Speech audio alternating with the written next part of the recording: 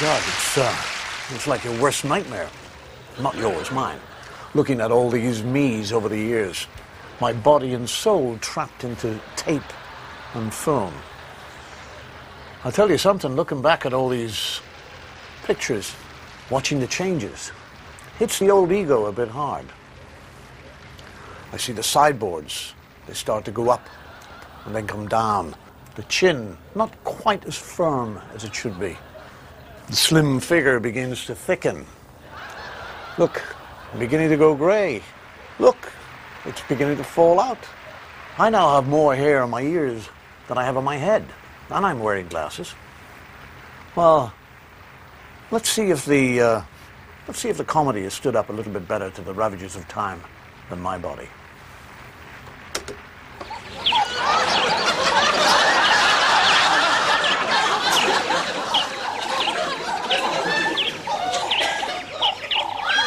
Guess who? Don't be so bloody stupid.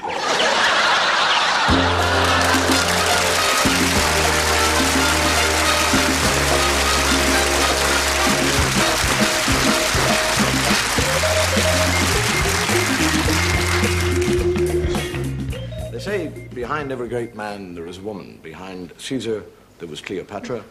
Behind Napoleon there was Josephine. Behind Nelson, there was Lady Hamilton.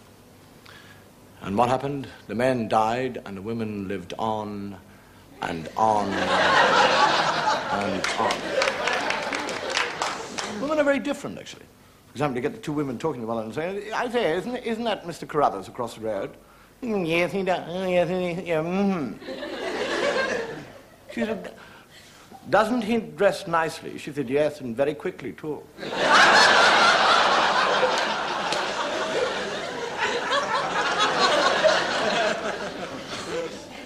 Look at a young lady who has been seduced for the very first time ever in a motor car, or anywhere else for that matter.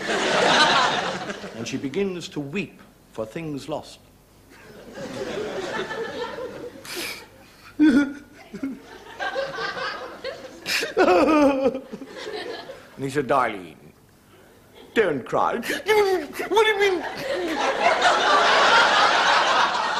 What do you mean don't cry? Peace! You man, peace! Don't remember you said don't cry. I'm going to go home and tell my mommy and my daddy that I have been seduced twice. He said, I've only done it once. She said, you're going to do it again, aren't you?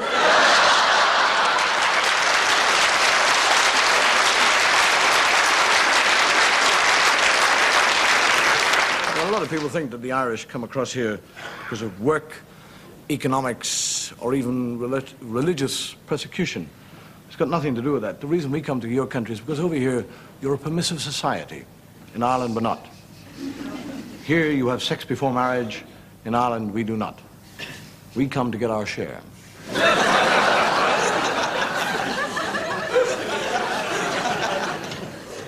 The Irish are very good at populating other countries. In more ways than one. So for all you know, you might be laughing at your brother. There were two Irish fellows talking about sex before marriage, and one tells the other, he said, what do you think about sex before marriage? He said, I don't think about it. He said, well, I know I never had sex with my wife before we were married. Did you? He said, I've no idea. What's her name?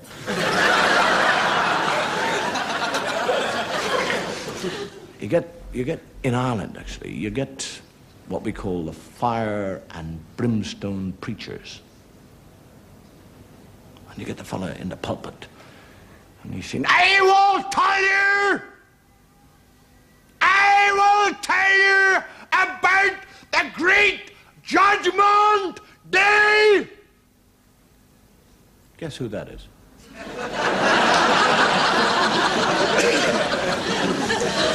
I will tell you on that day, the great book will be opened.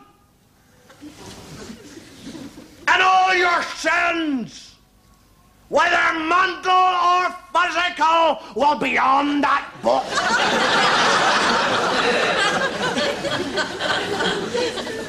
And the Lord will the wicked.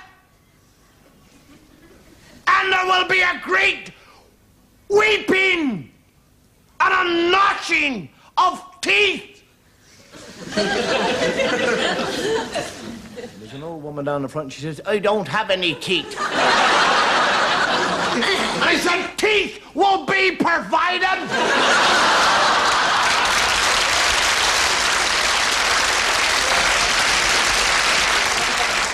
And remember the words of the good book. Let he who is without sin, let him cast the first stone.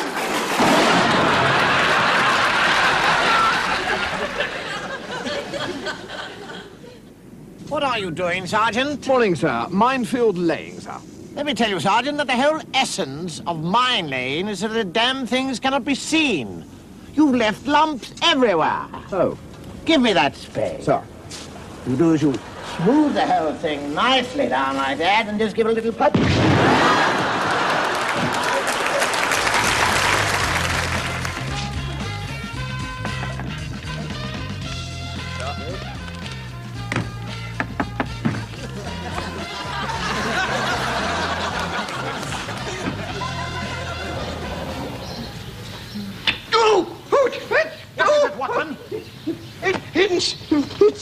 My God! It's a dart! Oh, no. Oh. This is a dart used by the Igano Indians. Dipped into poison made from the red lime tree. Oh, and usually used by... One man and one man only. My deadly enemy, Moriarty. Oh, God, Holmes. Watson? Yes? If the poison from this dart is not sucked from your posterior, within the next 15 seconds, you shall die. So what's going to happen? You're going to die.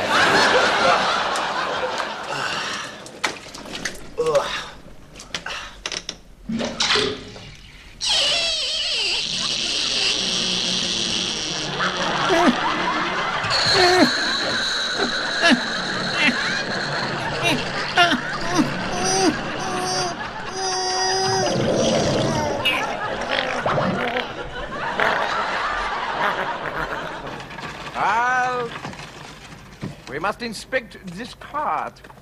You British fools, always you are trying to escape. And always we are finding you. Always, yeah. Oh.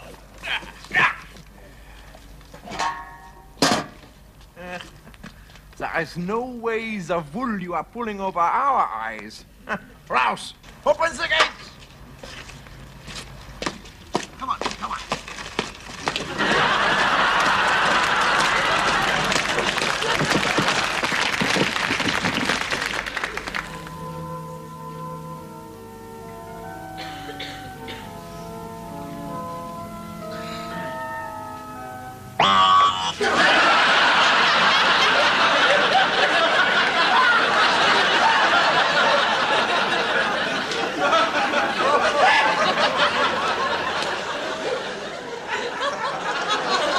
5 years I fought in the Holy Wars. For what? Salvation? No. Glory? No. The Great Plague sweeps my land, and yet I, who want to die, still live. Must I wait for death? Or shall I end it all now? With one quick stroke of my sword to find eternal peace. Yes, that is what I shall do. Yet, that is the act of a coward.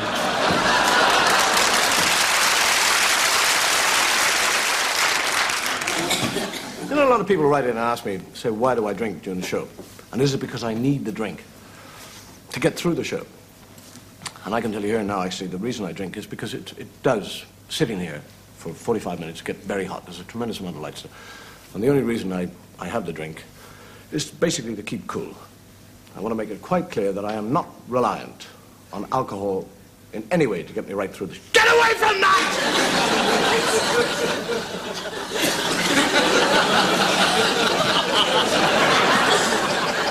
to get through the show. Duck shooters. Drunks are great characters. Duck shooting. In the hide. Very early in the morning. Very cold.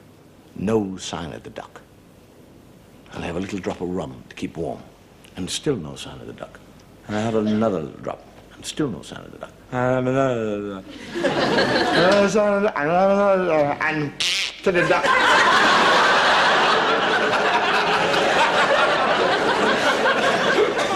And one big, fat, lonely, dirty duck goes across the sky.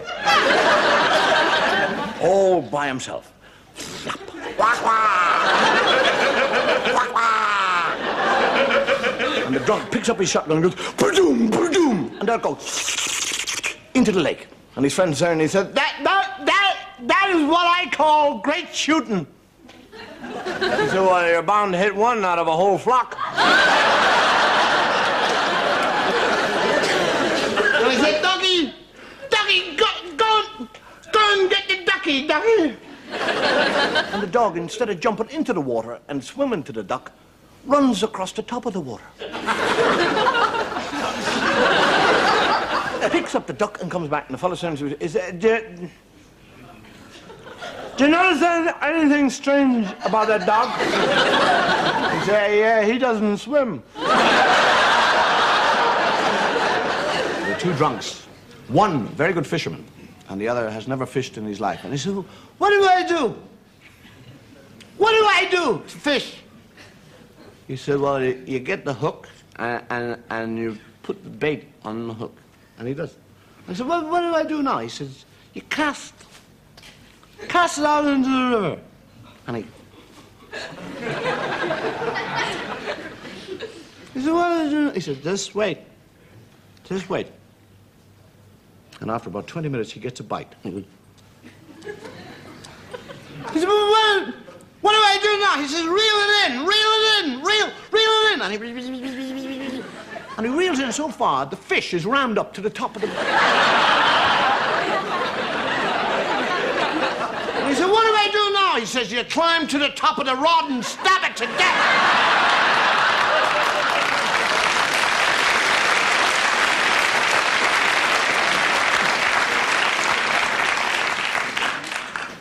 You get the other fellow walking down the road with a little penguin on a piece of string.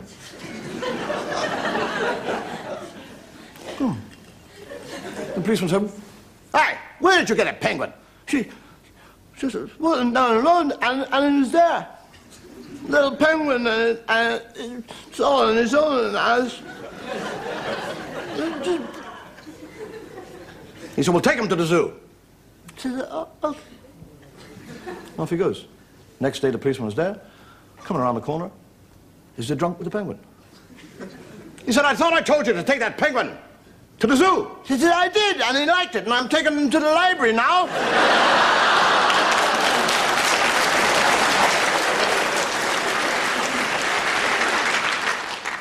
You get one drunk walks up to another fellow and says, what have you got in your sack? What is in that sack you got there? One of those hedgehogs. I got hedgehogs in my sack. So how many hedgehogs have you got in there? Yeah, I'm not going to tell you. He said, if I can guess how many hedgehogs you got in your sack, will you give me one of them? He said, I'll give you them both.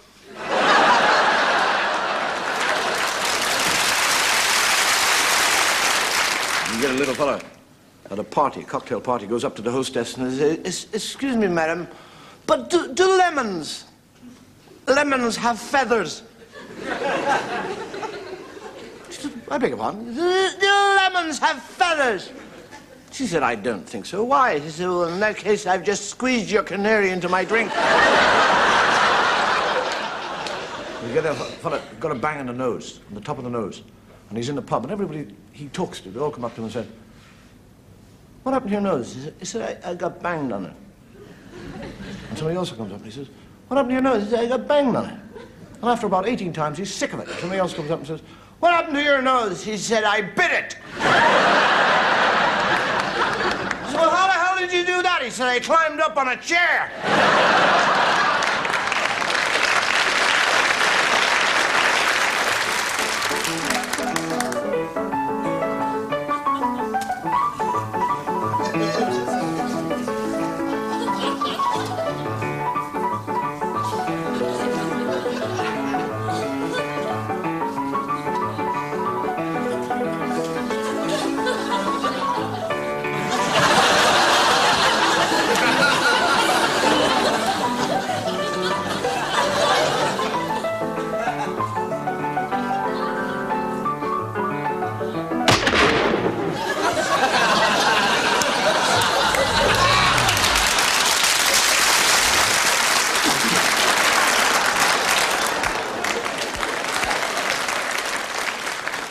Now the financial news. The slump in the world stock market continues. Today, consolidated stock, one of the most stable, has dropped a disastrous 50 points to an all-time low. Oh, my God. Goodbye, old friend.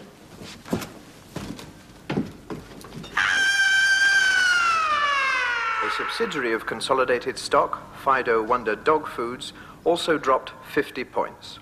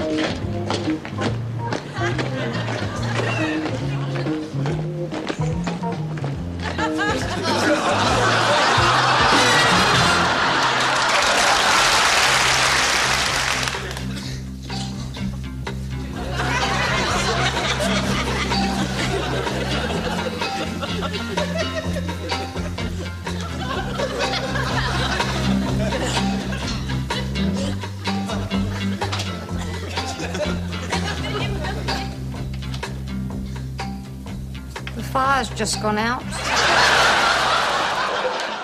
Right, man, we are gathered here today to see a demonstration of the new bulletproof vest. And to actually prove to you lower ranks that the bulletproof vest is perfectly safe, I myself am wearing it, and I'm about to demonstrate the safety. Would you hold my cap, please, Carruthers? Thank you. Certainly, sir. Now, I just have to actually brace myself because the impact of the bullet upon my chest does slightly knock you over. But if you're braced for it, you're prepared. Are you ready, Sergeant? Yes, sir. Right, well, take aim and fire. God, Sergeant, you always were. Fool.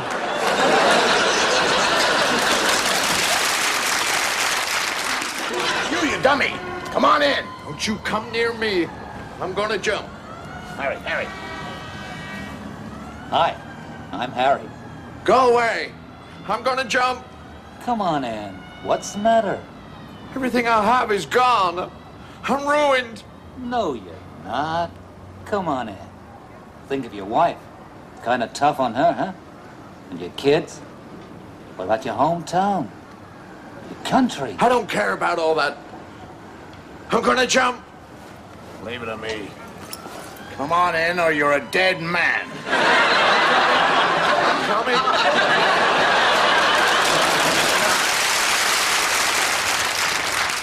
Get to the shop, I'm going to get you some of those bickies. You know the coconut ones?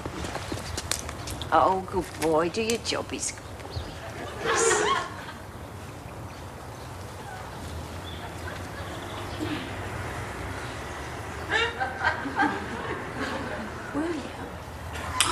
your mummy into trouble. Where's the key? I know. Mummy, clear this up.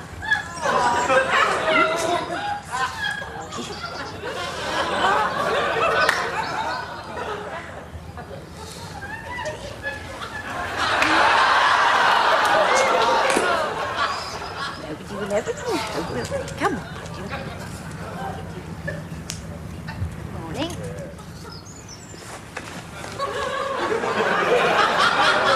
You've got a time on here. Oh!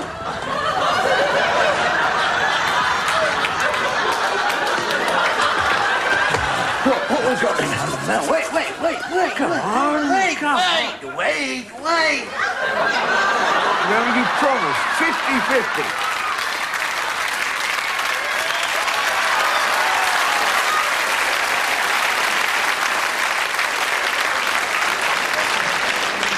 A very important part of the Irish way of life is death. See, if anybody else, anywhere else in the world dies, that's the end of it, they're dead. But in Ireland, when somebody dies, we lay them out and watch them for a couple of days.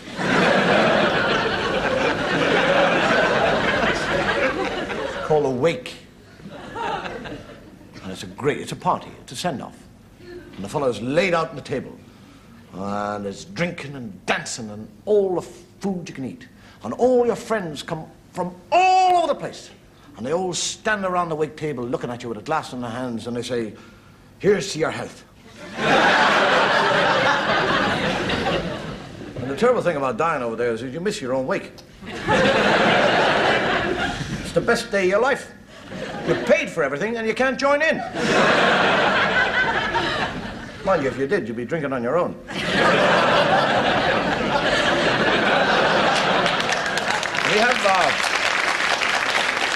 We have a custom that the dying man is allowed one question before he dies, which must be answered completely truthfully. Otherwise, the soul is damned. And you get a little fella dying. And he's got 4 sons, 3 of the biggest fellows you've ever seen in your life, and 1 skinny little puny nothing. And he's lying there and he's going, Mary, are you there, darling? Are you there? And she goes, I'm here, love. And I'm here beside you. I'm going. He says, I know. Don't hang about now.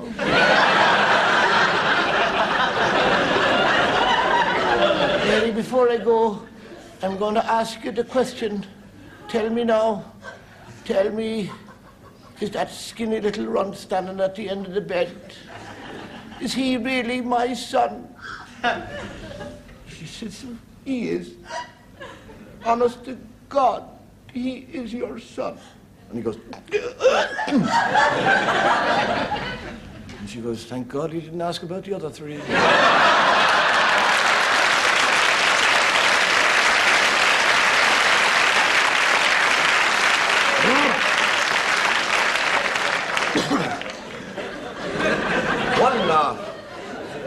One final custom that we have in Ireland regarding death and a funeral is that only one person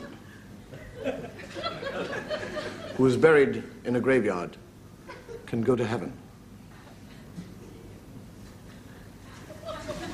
Which basically means if 2 people are buried in the same graveyard on the same day, the last one in has got to wait till tomorrow.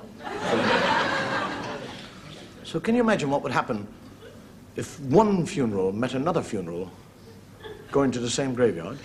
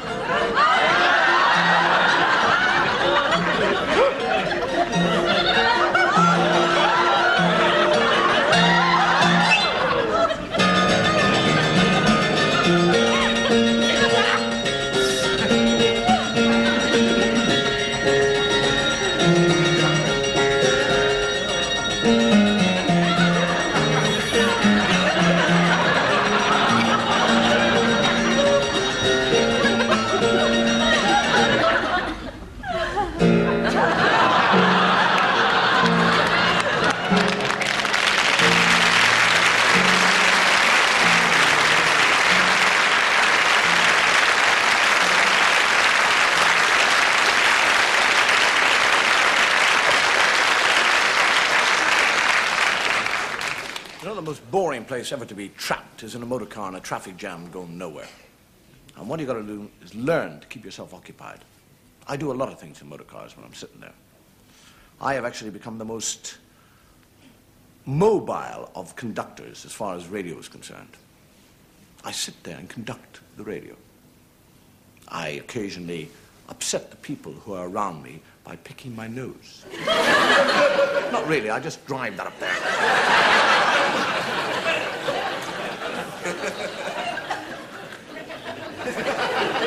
And one of the best things you can actually do, if you can borrow a car that have automatic windows, you don't have to wind them down. You just go, and they go.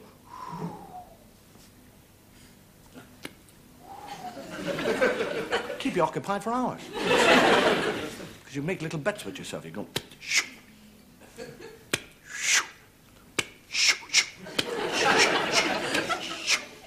Get little rhythms going for you. Put the windscreen wipers on.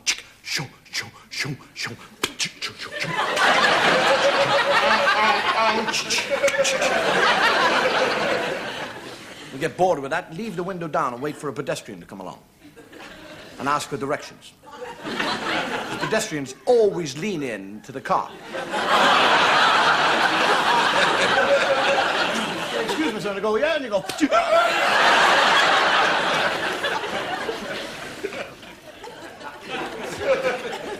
Actually, the thing to do is to try and attract the attention of other people. Even if you just blow the horn, doesn't matter. Just blow and do odd things. I do, and I go, and I go, and I go.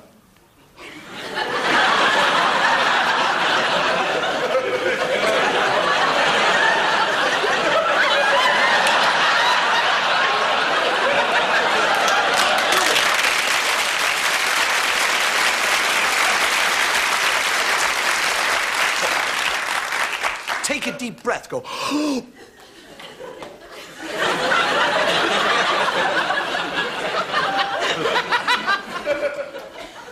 Get them over, coming over, giving you the kiss of life. Which is I'll tell you, if you get a fellow, you know how you sit, or people sit in a traffic jam, and they'll read the paper. If you get behind one of those fellows, and they're stuck in the paper, they forget the course of time, and they're reading away. All you got to do is blow your horn. They think the traffic's moved on, and they'll drive straight in.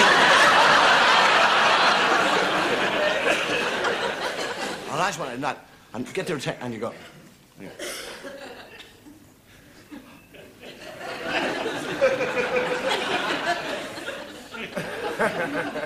You've got them going then. And they're all going.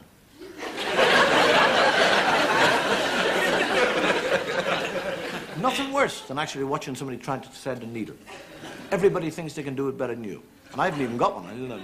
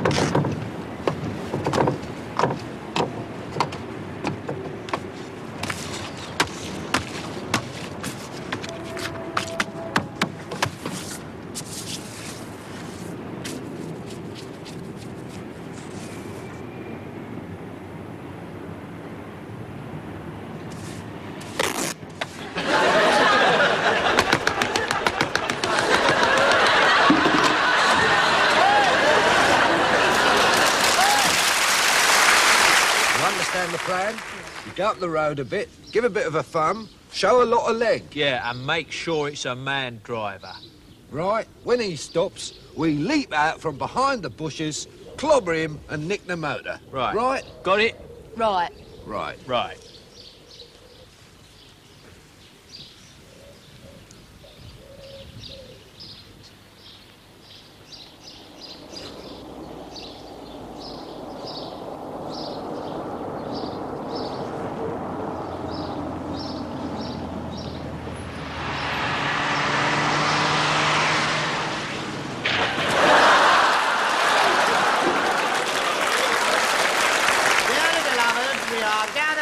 Today to say farewell to Samuel Smith, one of the world's greatest racing drivers, who for over 50 years thrilled racing fans everywhere. Please rise and follow the coffin.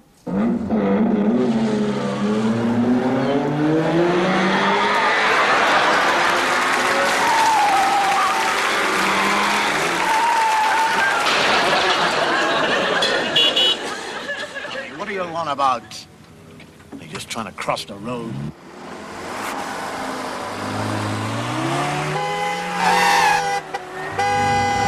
Come on, come on, come on. I don't know your bloody parking.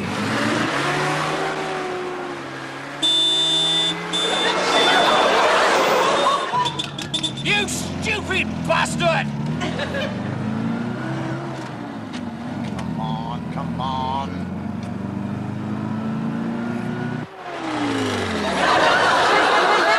Hey! You're...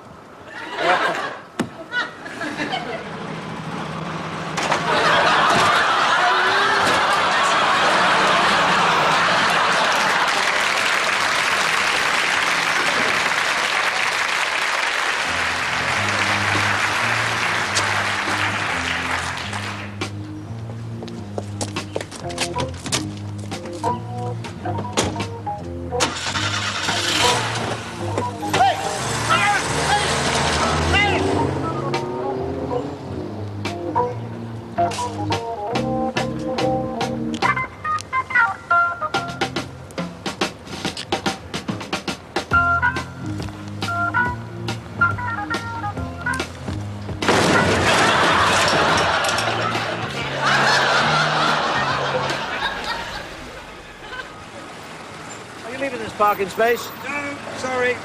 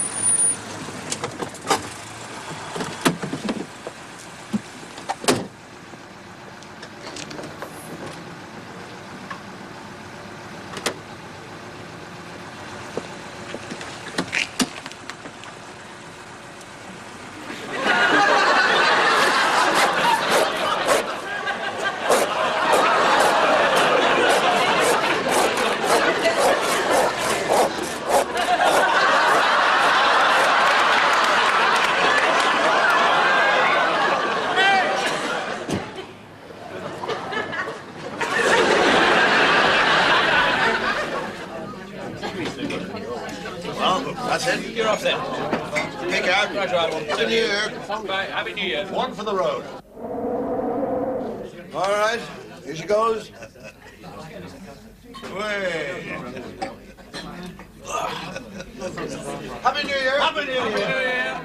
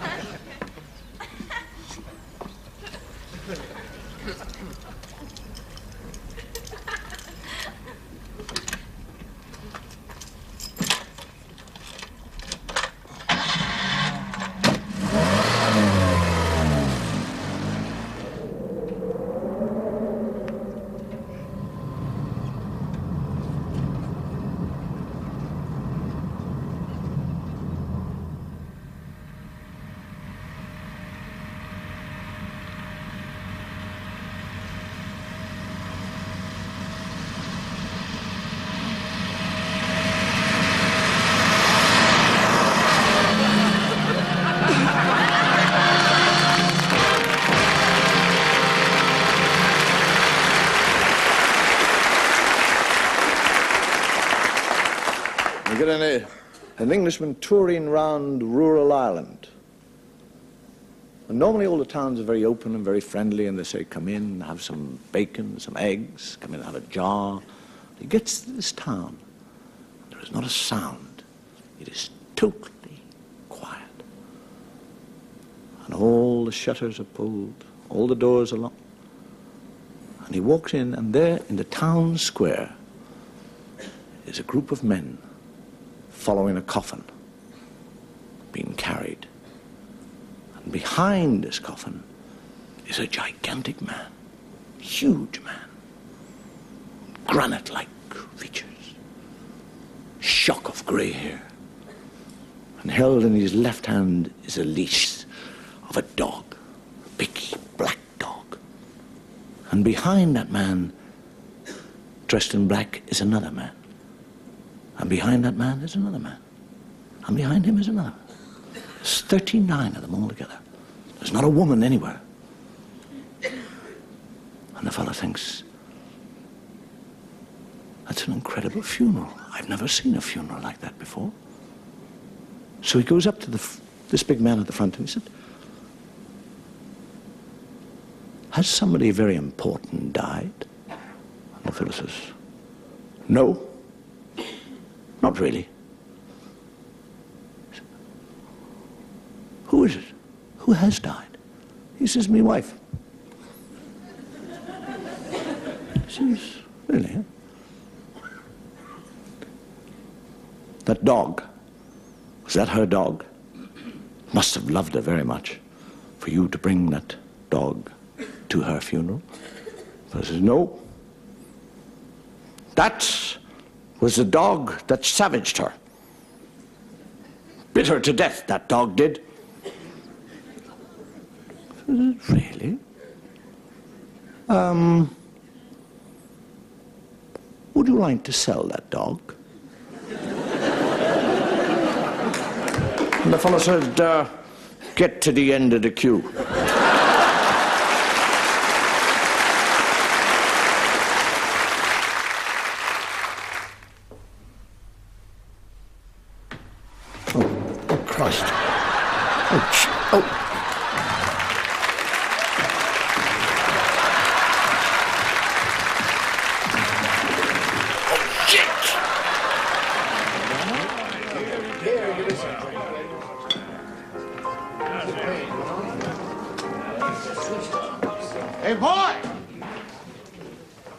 I want to talk to you.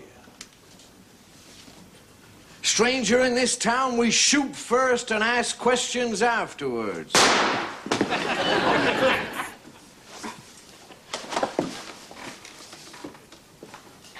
Could you tell me where the railway station is?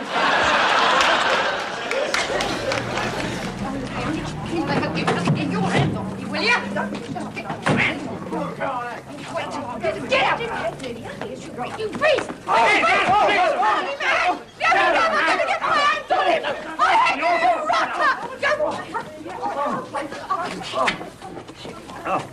It's all right, sir. You can come out now. Your wife's gone. Every day.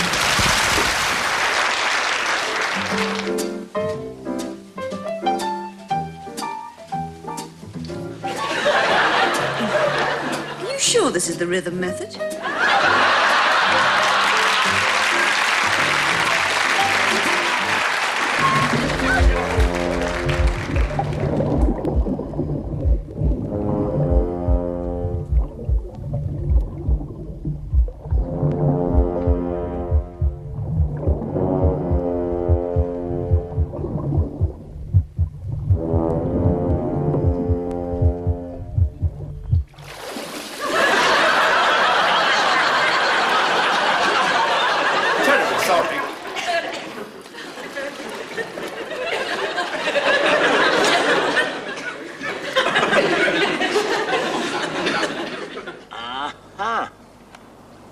What have we got here? Bomb, sir. Thank you, Sergeant. Take this down, please. Sir. The rim screw is connected to the flange bolt. Rim screw is connected to the flange bolt. The flange bolt's connected to the earth wire. Flange bolt's connected to the earth wire. The earth wire's connected to the nose cone. The earth wire's connected to the nose cone. The nose cone's connected to the slip cone. The nose cone's connected to the flip cone. And hear the word of the Lord. Take it away, sir. Dim bum, dim bum, dim. Walk around, dim bum, dim bum, dim. Walk around, dim bum, dim bum, dim.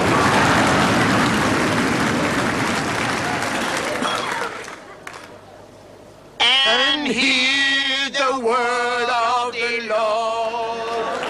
Oh,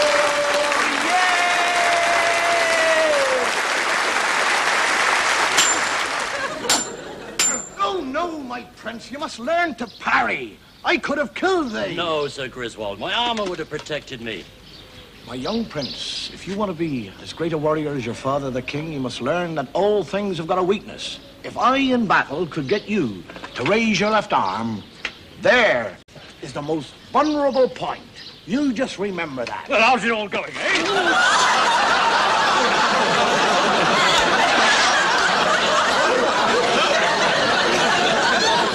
Well,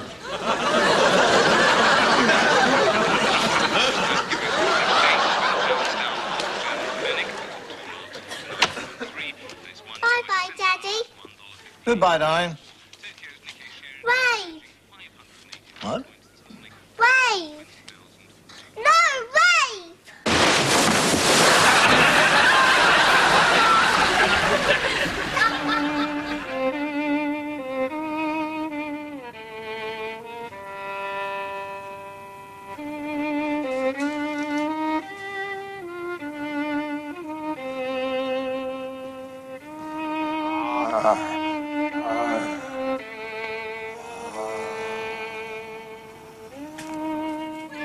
Mommy's lost her baby.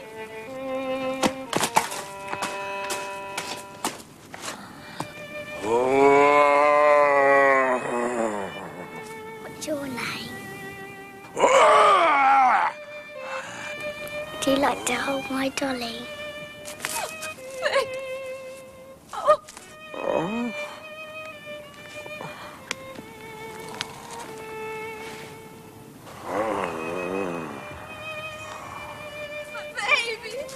My brother's name is Matthew. He's 7. Where are you, darling? I got a doggy at home. His name is Sammy.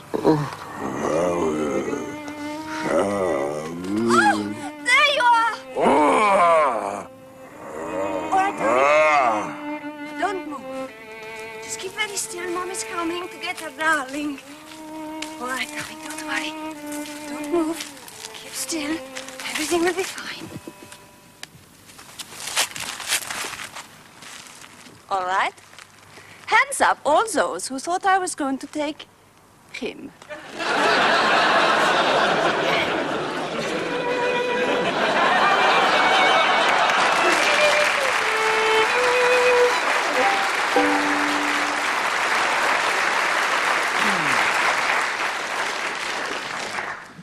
Lycanthropy, a word to describe a man who believes himself to be a wolf. The curse of the werewolf. What devil would cast upon a man the curse of the werewolf? Pity that man who on certain times of the year, on certain demonic pagan festivals which happen to fall on the same night as the full moon. It is on such nights that the victim changes from man to werewolf, from man into a vicious, snarling beast, knowing that the only way that he can return to human form is to drink the blood and eat the flesh of another human.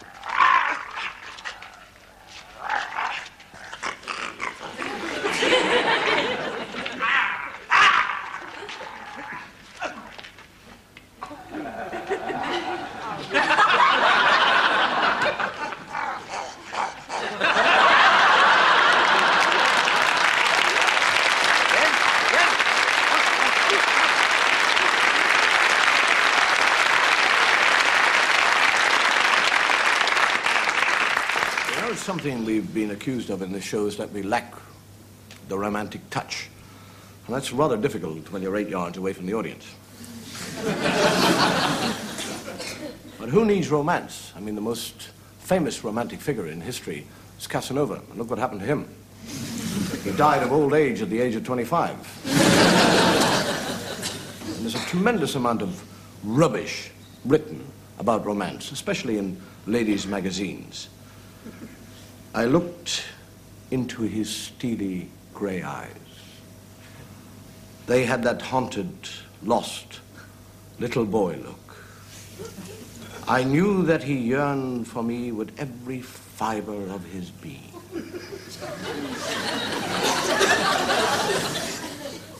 I closed my eyes. I knew the moment had come. I felt his hot breath on my lips. His strong arms encircled me and drew me close. I felt his heart close to mine.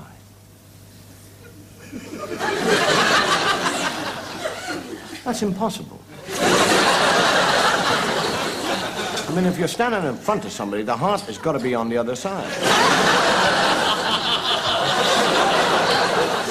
This puff is standing behind her.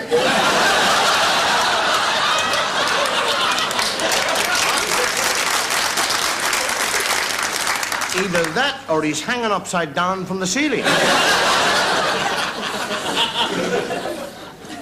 That's a thought.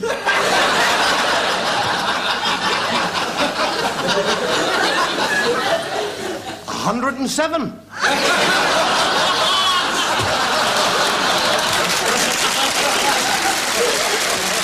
Take that rubbish away, please. Now, Billy, get a young man who meets a young lady at the debutante's ball. Said, you don't know me. But my name is Fortescue Robinson Smythe. And I have a reputation of being one of the fastest lovers in the whole of England.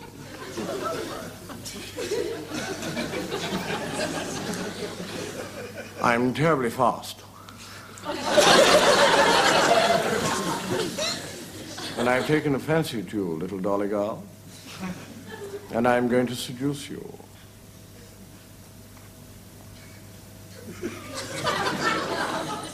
She said, will I enjoy it? He said, didn't you? Romance, love, it's based on sexual lust.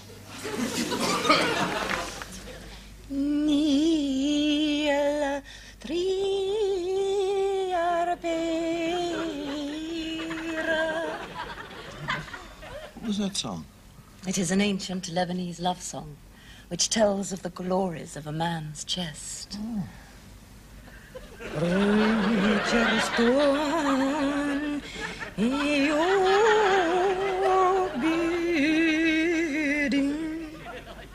does that mean? It is an old erotic poem from Jordan, and it tells of the glories of a man's stomach.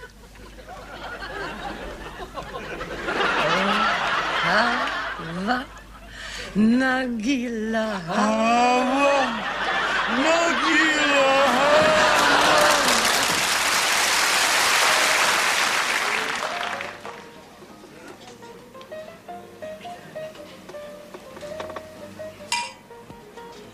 You know, my darling, in this light you don't look a day over 14. I'm not.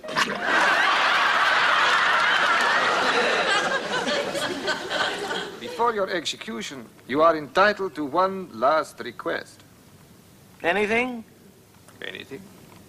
I think I'd like a senorita for tonight.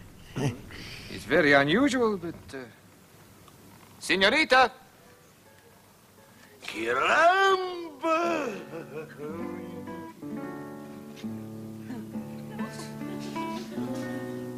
Madre mía.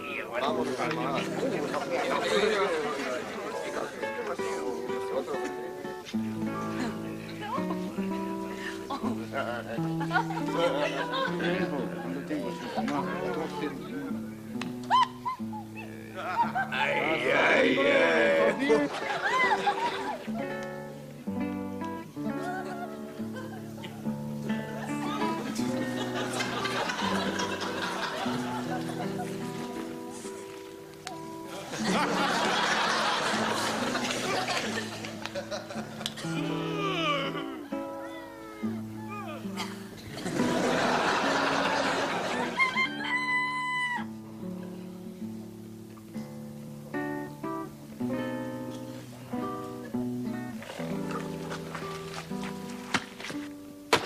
It's mañana. You're too late. He's dead.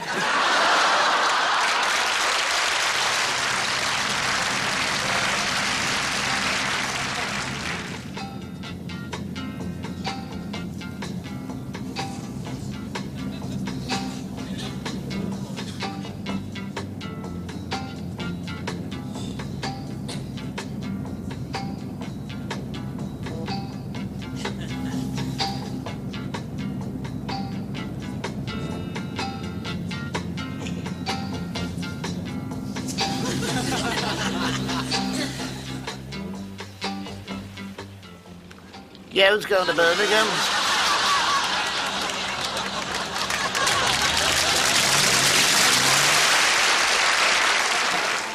Do you love me? Of course I love you. How much? I love you more than anything in the world. Really?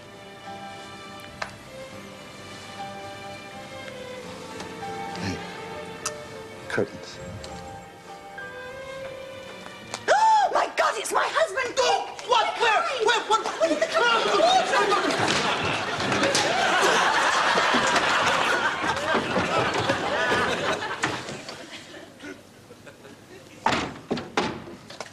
moment.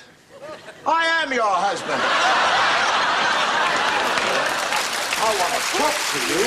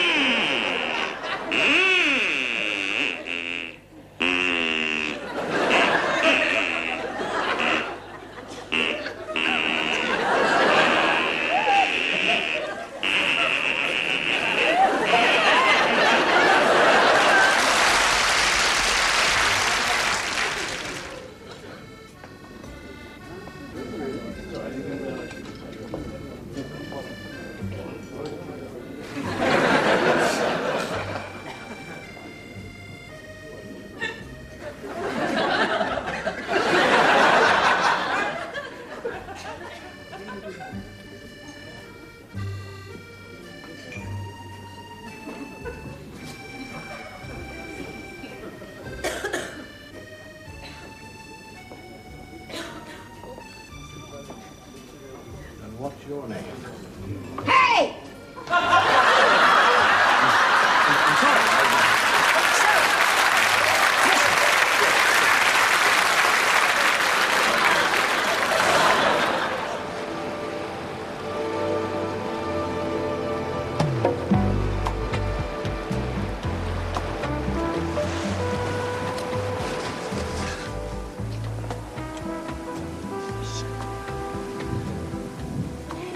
No, we can't. Yes, we can. No, we can't. Yes, we can. Yes, we can.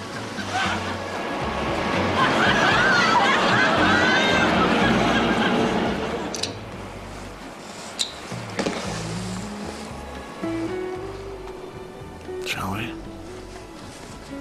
Shall we again? We can't. Yes, we can. We can't. Of course we can.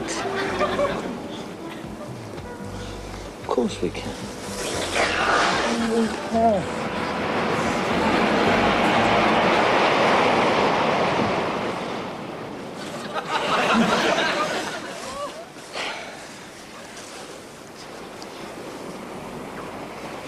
No, no, we can't. Yes, we can. No, we can't. Yes, we can. No, no, we can't.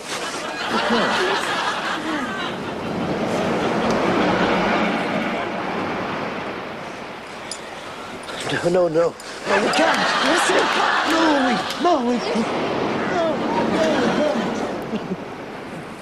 Come back. No, we can't. Yes, we can. No, we can't. Yes, we can.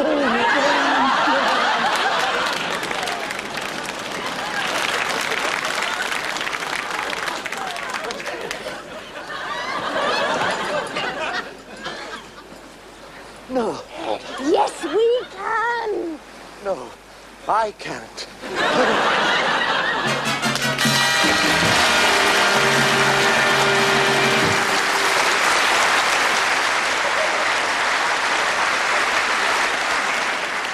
The Irish are supposed to be what we call a demonstrative nation, but the Italians are even worse. An Italian, his wife died.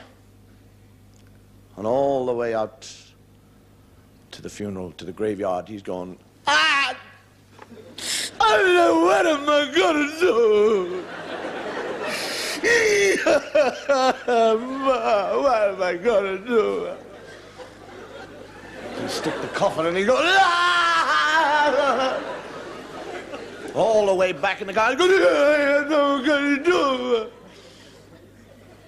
And his friend says, Mario, you must pull yourself together. I know you loved her. I know you loved her, but she is dead. You must live your life. In 6 months' time, you will meet another beautiful girl. And you will fall in love, and you will marry her. He said, 6 months? What am I going to do tonight?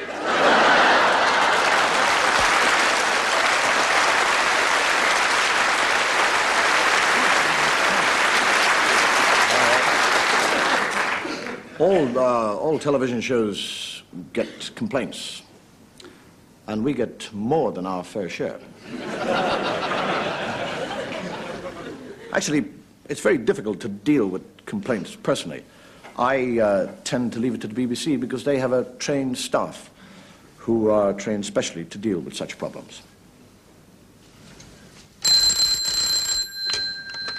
BBC Complaints Department. Yes, madam. Oh, you wish to complain about the play? Yes. What play? Oh, yes, the Big City. The one that's just finished, yes. Oh, there was some swearing in it. Oh, you counted 6 bloodies and 3 4-letter words. Yes. Well, the author's intention was to... Yes, but because of the nature of the... Yes, well, the characters portrayed were...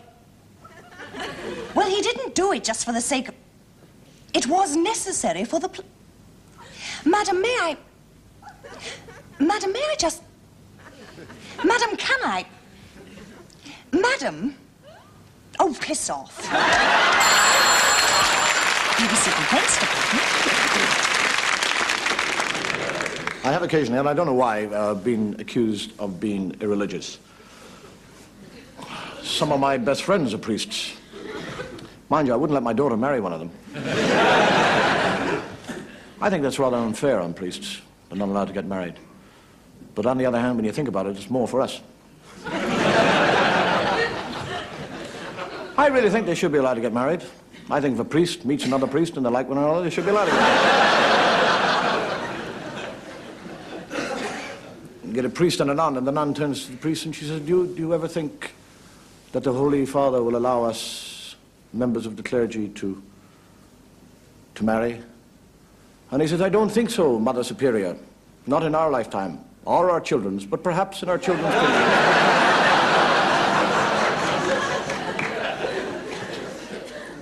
You see, the Catholic Church does offer to Catholic women the choice of 2 things only: perpetual virginity or perpetual pregnancy.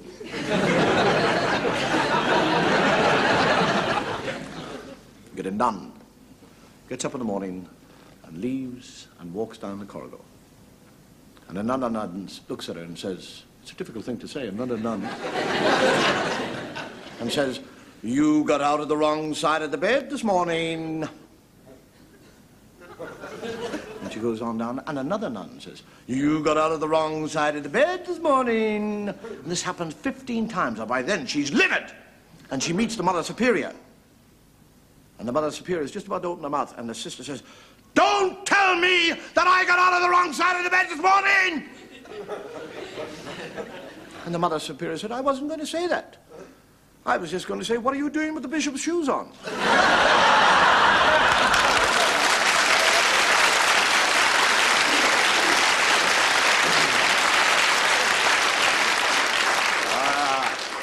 Religion. Religion is one of the most necessary things in life. I don't know about the afterlife, because by then it's a bit late. Anyhow, here's to religion. God bless it.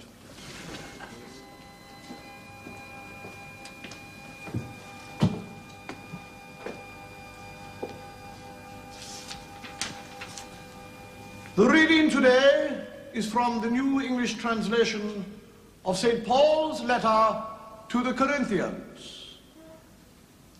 Having a lovely time, wish you were here, love, Paul. I've been drinking and womanizing, Father, and last Wednesday I did something really terrible. You see, I had my photograph taken with these... Look, if you want to go to confession, will you come to church? You've made me miss 2 trains already. Now give me the ticket.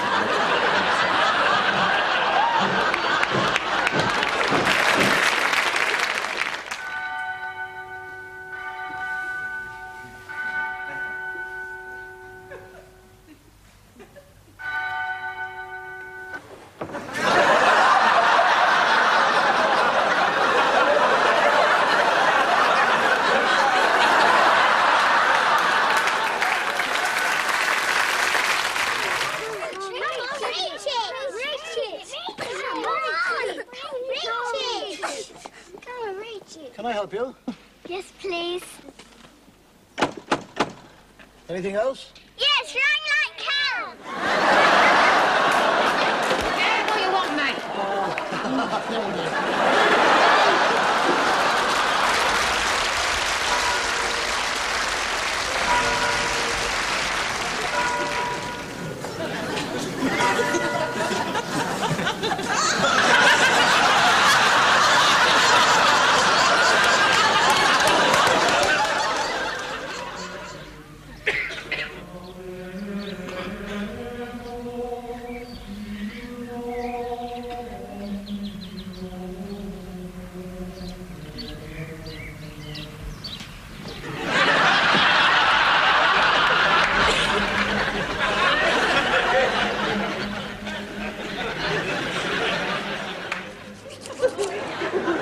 You have a confession to make, my son.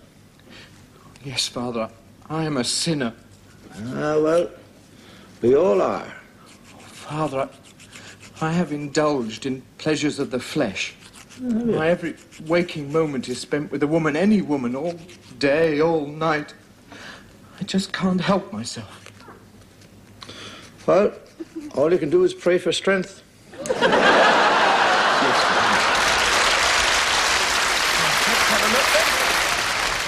Oh, dear. The tall gentleman on the end, could you move slightly... thank you, and the little girl. Could you move between the bride and... That's very nice. Now, let's see what we've... Oh, dear. Vicar, from here, it looks like there's a tree growing out of your head. Could you move to your right, please? Thank you.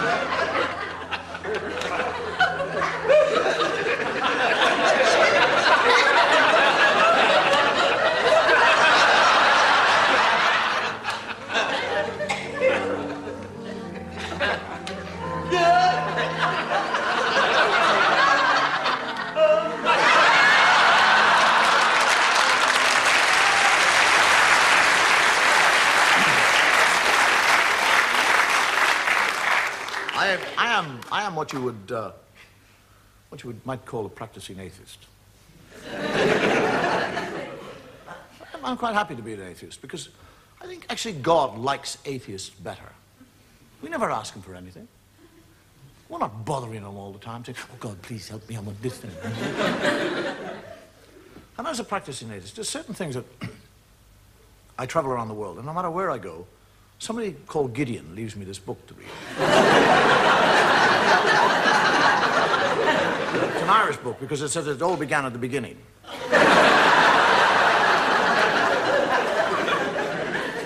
There are certain things that, when I read the Bible, and I do read the Bible, that I find difficult to understand. I mean, if God has been there forever, what was he doing before he got to us?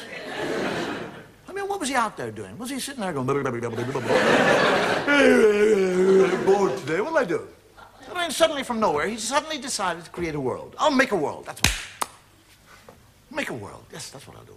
Rivers, seas, boom, mountains, boom, everything is there.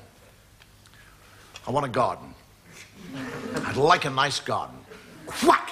Gardening. Hate gardening. Need a garden. Ah, gardener, spit and dust. Adam. Hey!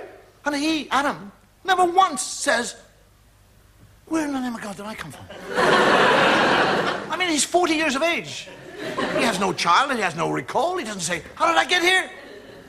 But he's quite happy. He just kind of trundles around the garden, working away. And God is looking at him. And he sees that Adam is happy.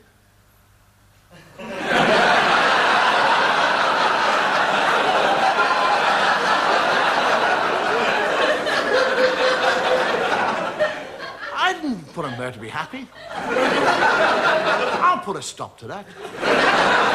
And God, during the night, sneaks down like a thief and steals, doesn't ask, doesn't request, steals it. His rib. And from his rib, he makes woman. And Adam wakes up in the morning, he's a real thickie. He's lying there, and there's somebody else, he doesn't say, where did you come from? How the hell did you get here? Where did you get those lumps?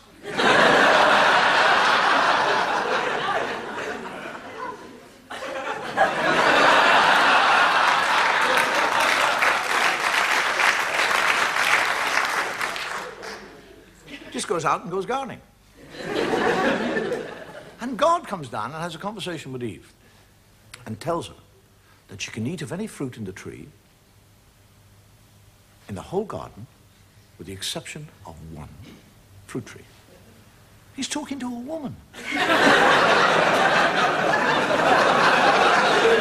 actually tells her not to eat of the fruit. And then when she said, which tree can I eat? He said, that one over there. He points it out to her.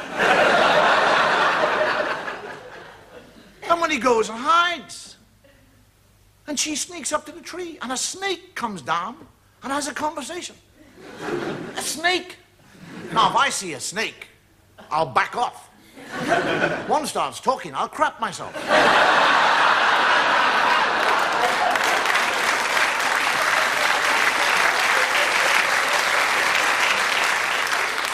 And the snake actually convinces her to eat the apple, and she eats the apple. And when she eats the apple, she learns shame.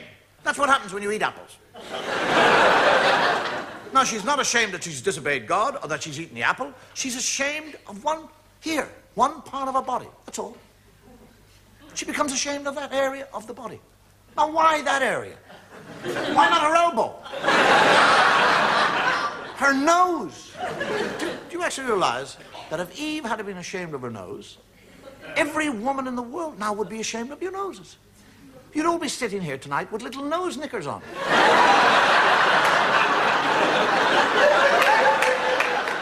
Men would be in nightclubs watching totally naked ladies with G-strings on the nose. Take them off. Oh, I saw a nose. Oh. And this is the book. This is the book that you'll go into court and place your hand upon. And swear to tell the truth, the whole truth, nothing but the truth. My lord, may I speak to the ladies and gentlemen of the jury before they leave to reach the verdict, and before you, my lord, pass sentence upon that verdict. Thank you. You have heard that for many years I lived a happy and simple bachelor existence. And like most bachelors, I was rather set in my ways. I was an active member of the local church society. I also belonged to a small musical appreciation group made up of some very close friends. It was during one of these musical evenings that I first met the woman who was later to become my wife. She was actually everything that a man could have wished for. She was attractive and witty and intelligent. But above all, she shared, or at least she gave the appearance of sharing, my interests.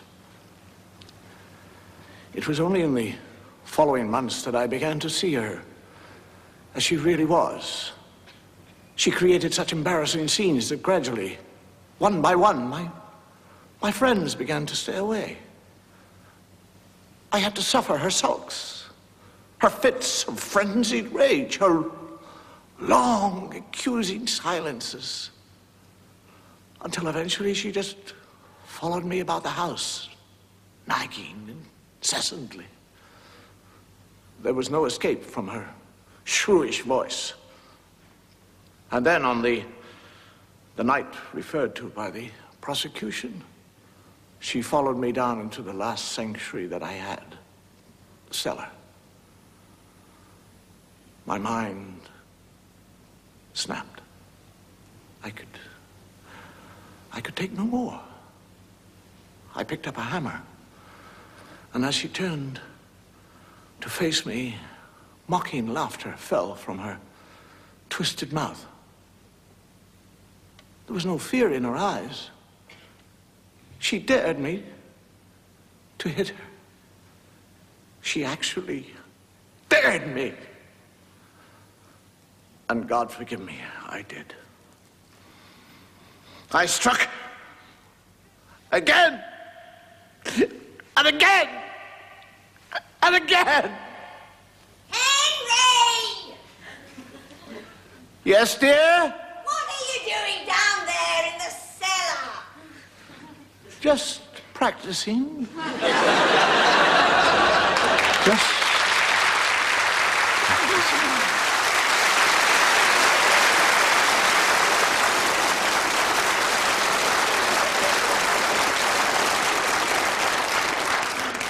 It's been 3.5 years since I worked in television. Things have changed. I've changed slightly. One of the main changes, you probably noticed, there is no ashtray. I have given it up. A heavy smoker. I used to even smoke in between smokes. Have given it up. Totally changed. And the most extraordinary thing about giving up smoking, to non-smokers, I'm a convert. I've come over. I've joined them. They're proud of me. They say, good for you. You've given up the filthy habit. Good, good, good, good, good. The heavy smokers who used to be my allies, I'm a traitor. Bloody Judas! You of all people! But one of the good things, or one of the new things about giving up smoking, is that I now have my sense of smell back. I can actually get up in the morning and open a window, throw it up and breathe it, and smell again. Petrol. Carbon monoxide. Dog shit.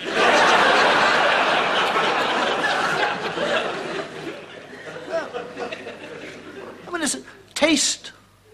I actually thought when I used to eat food, it was the smoking. I had no taste. It's not the smoking, it's the food. It's bloody tasteless. Somebody said to me the other day, shall we eat or have a McDonald's?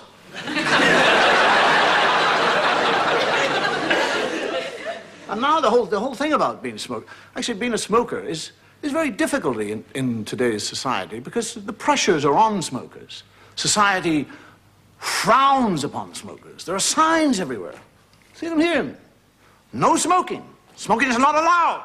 Smoking is forbidden. The Americans, they're totally lunatic about it. When I was in America, I was smoking, and a woman stopped me in the street, and she said, "You're smoking!" Like I'd exposed myself. I said, "Yes, madam." She said, "You have a cigarette in your mouth."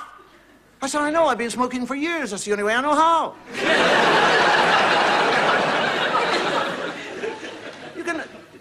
You notice in public, if you actually spit, if you spit in the street, you can be fined £25. If your dog fouls the footpath, £20. But the cost of a smoke, or what it would cost you if you're caught smoking, can be £50. Now that means that you can actually have a good spit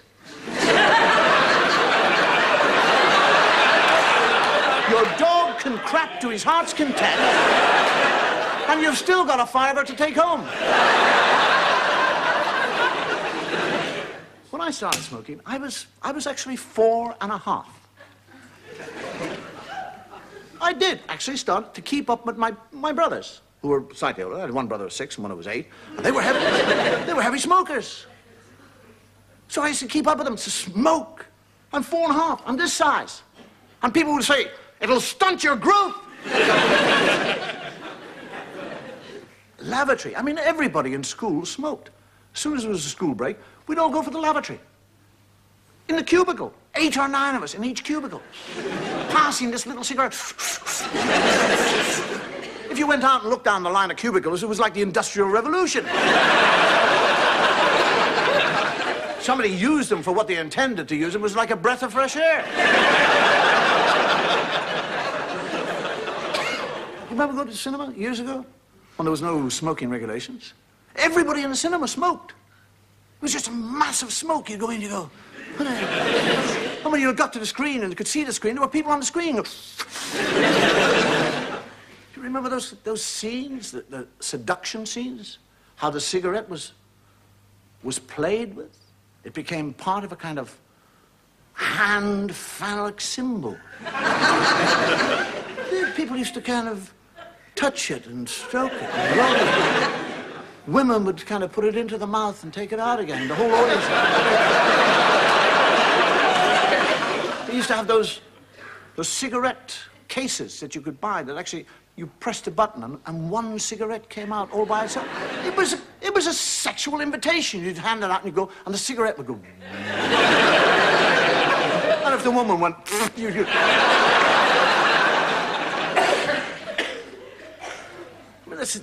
Do we have any smokers here? Yes? That's the extraordinary thing about smoking, is that when you make love, you answered me about smoking. Do you smoke after you've made love? I don't mean literally, I mean...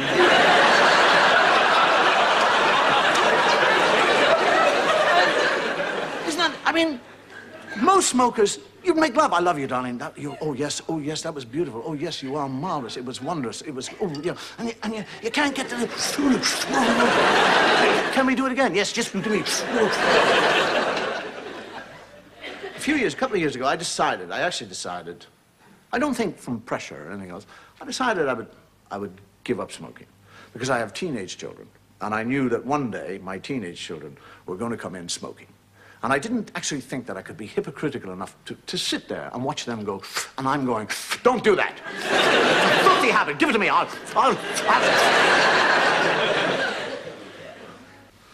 And I woke up one morning, it was 8 o'clock in the morning, and I sat there and I thought, that's it. This is actually the day I would give up smoking. And then I thought, well, I don't really want to give it up. What you should actually do is cut it down. What you should do is actually think, you'll only smoke when you enjoy smoking, because you like smoking, you get a certain pleasure out of it. But instead of it being unhealthy, what you should do is just take the moments that you really get the most enjoyment, and that's the time you smoke. And when you enjoy smoking most? I thought to myself, after a meal, when I've had a meal, that's when I enjoy smoking. Fine, you can have 12 a day. I'm actually sitting there, 8 o'clock in the morning, going, fine, 12, that's good.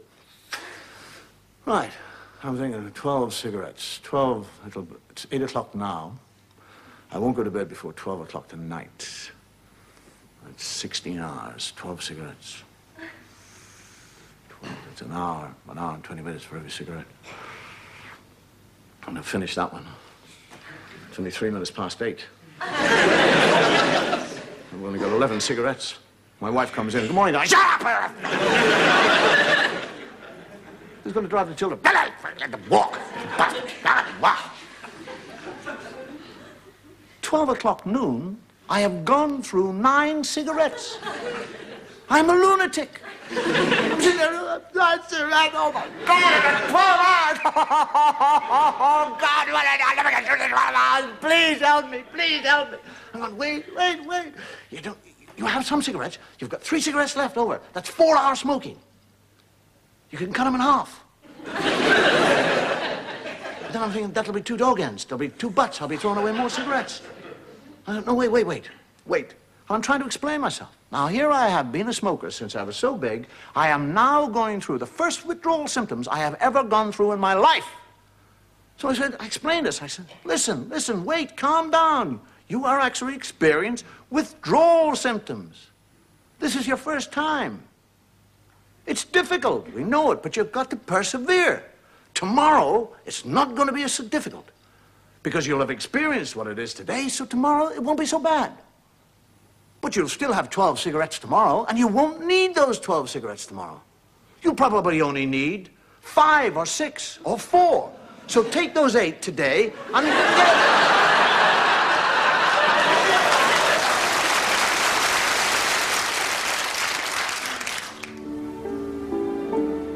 Once upon a time, in a land far away, there lived a princess who never laughed.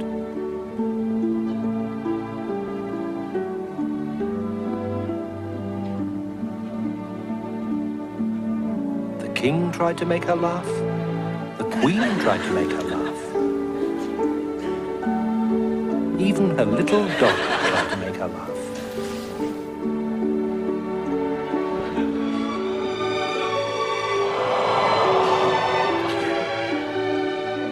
So the king, who loved his daughter dearly, sent messengers to every land in all the world.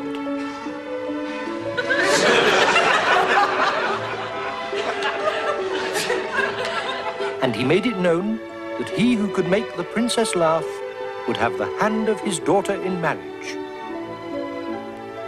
And in less time than it takes to tell, the funniest men in all the world were arriving at the royal palace.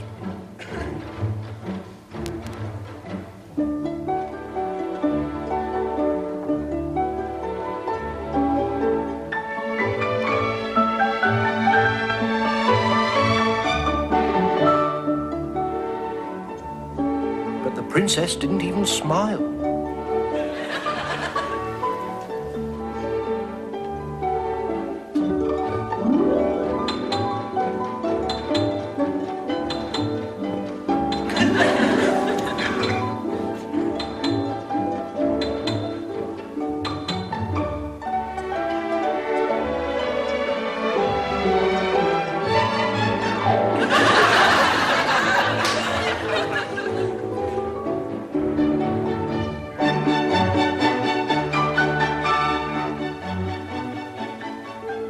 The king became more and more miserable. He sat and brooded in the palace and wouldn't speak to anyone. The whole kingdom was very unhappy. One day, the princess decided to go for a walk in the forest. She was sad. She didn't mean to make her father unhappy. It was just that she'd never seen anything that made her feel like laughing. Then suddenly, whilst walking, she saw a man.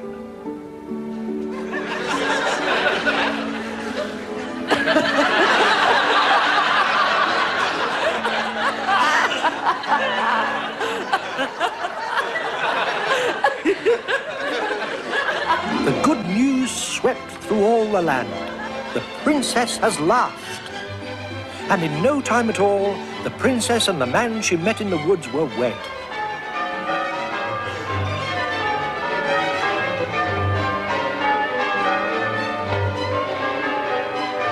The king was delighted. The queen was delighted. But the little dog was more than delighted. And every morning, the very first thing they heard was the sound of their daughter's laughter. And the princess and the flasher lived happily ever after.